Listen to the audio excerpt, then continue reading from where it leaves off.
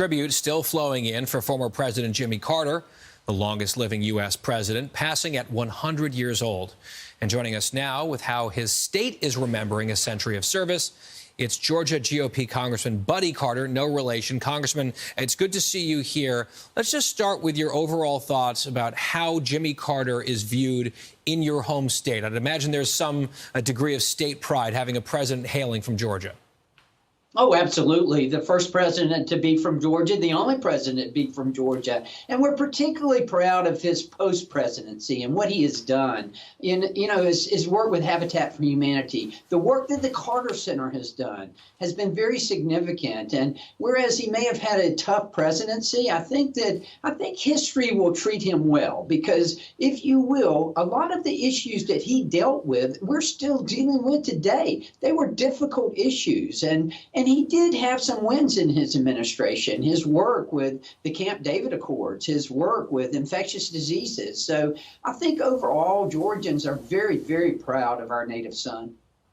You know, Congressman, one element of Jimmy Carter's life that has been talked about quite a lot, and I think the former president would be proud to hear it. I think he'd be gratified to know that we're having this conversation about his faith. He's a man who was devout.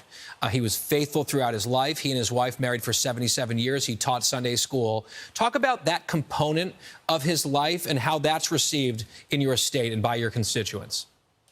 Well, as you know, we're part of the Bible Belt down here in Georgia, particularly in South Georgia. And I would submit to you that Jimmy Carter may be remembered more for his faith than for his politics. He was a man of faith. And remember the time that he was president. He followed a very traumatic period in our country's history with the Nixon era. And he was a fresh, new start for us. And he was the truth, and he was the real deal. And he continued that all through his life. He was a beacon of light, and we're very proud of that. And that's very important to us down here in the South. And being a man of faith, I think will serve him well. And I think that's what he'll be remembered most for.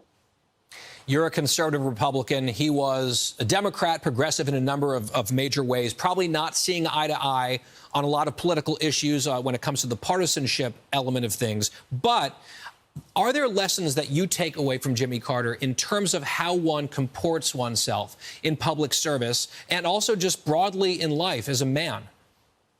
Oh, absolutely. There's no question about that. Again, his moral character was something that all of us admired, and I think that all of us can learn from. And he set a great example of how you could serve and still keep your moral compass intact. And I think that's very important, and certainly something that all of us today, particularly us in politics, should follow.